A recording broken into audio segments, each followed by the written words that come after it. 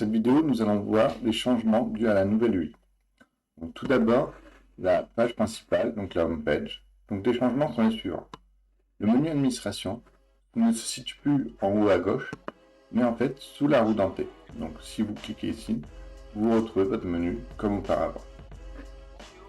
Désormais aussi, les favoris ne sont plus sur la page de présentation, mais sont accessibles de n'importe quel écran via l'icône cœur. Donc vous retrouvez ici les favoris que vous avez ajoutés. Enfin, le petit truc, c'est l'avatar, qui est constitué de vos initiales, qui est personnifiable. Donc, si vous allez dans le profil, vous pouvez changer la couleur de votre avatar. Et par exemple, du coup, mettre une couleur différente en fonction de votre environnement de production ou de pré-production. Dernier point, sur le pied de page, sur le footer, nous avons plusieurs liens. Donc le premier lien est notre serveur Discord. Donc Discord, c'est un espace communautaire où vous pouvez accéder via un compte. Et en fait, vous retrouvez toute l'équipe de Grunty et vous allez pouvoir les questionner sur les dernières features ou sur des bugs que vous avez potentiellement trouvés. Ensuite, nous avons le réseau social LinkedIn, donc qui pointe vers la société Grunty. Donc si vous vous abonnez, vous verrez toutes les dernières news que nous partageons sur ce réseau social. YouTube, donc dans YouTube, nous mettons une vidéo de présentation comme celle-ci, mais aussi de petits tips autour de Grunty. N'hésitez pas à vous abonner, comme ça vous seriez au courant des dernières vidéos que nous lançons. Enfin, les pages classiques, debug, release, licence info sont accessibles via le footer désormais. Dernier point, le Contact Us envoie directement un mail à l'équipe de Grunty.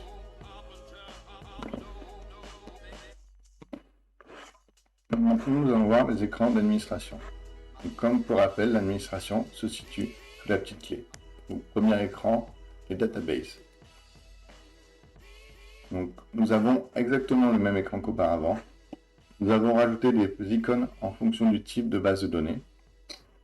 Et nous avons notre tableau, avec aussi la possibilité d'aller directement sur les data sources de type API via un onglet ici.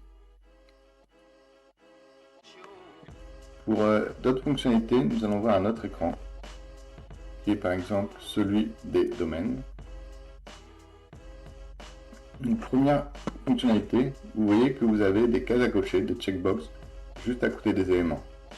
Cela est fait pour pouvoir en sélectionner plusieurs, et par exemple, soit les exporter sur Excel, soit les supprimer. Donc vous avez la multi-suppression directement en cliquant, en sélectionnant vos domaines via le checkbox.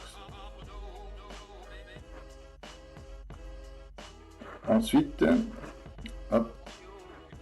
nous avons du coup la possibilité de rechercher via un titre en cliquant sur le titre du tableau et en saisissant le filtre que nous souhaitons.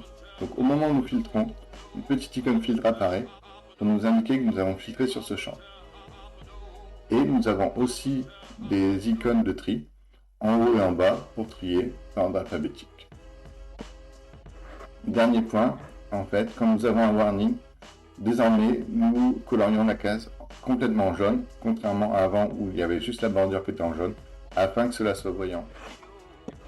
Nous allons maintenant voir un écran qui a beaucoup changé, qui est celui des domaines. Donc, nous lançons un domaine produit, donc sur un produit. Ce type de paramètre se fait toujours de la même façon. Nous avons désormais un petit required d'orange, un rouge qui apparaît lorsque la donnée est obligatoire. Et si nous cliquons sur Search, nous verrons du coup notre écran qui se comme cela.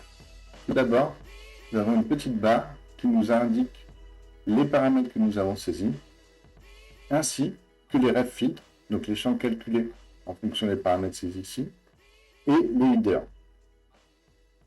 Et point important, c'est que la barre, si vous scrollez down, donc si vous naviguez en bas, elle restera toujours visible. Donc vous avez toujours en fait connaissance des paramètres que vous avez saisis. Et si vous voulez du coup la relancer le domaine en supprimant ou en rajoutant un filtre, deux possibilités. Soit vous cliquez sur la barre, soit le raccourci CTRL-K, ou du coup votre formulaire de paramètres. Donc ensuite, 3 points.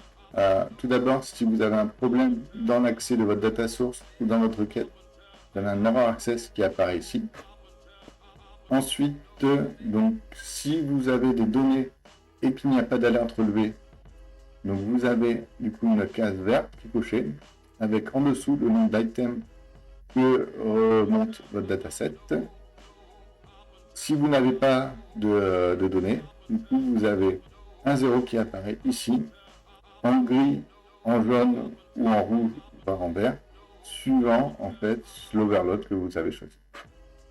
Enfin, si vous avez un problème, du coup, vous avez le nombre total qui apparaît en dessous et dans une bulle, le nombre d'éléments qui sont activés par cette alerte.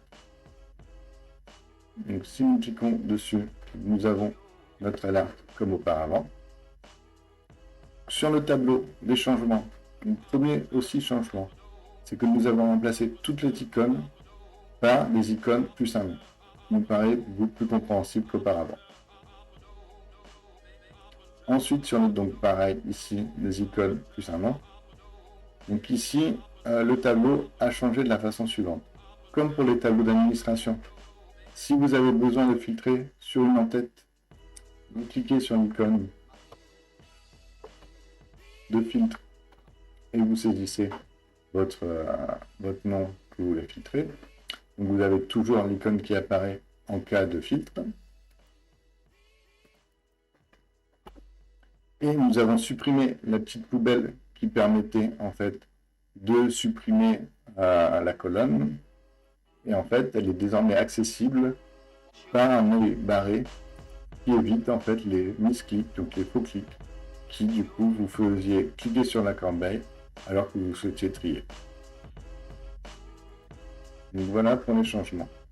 Et dernier point, le View SQL, donc qui vous permet de voir le SQL derrière ce dataset. Désormais, nous l'affichons en formaté automatiquement, ainsi qu'en haut.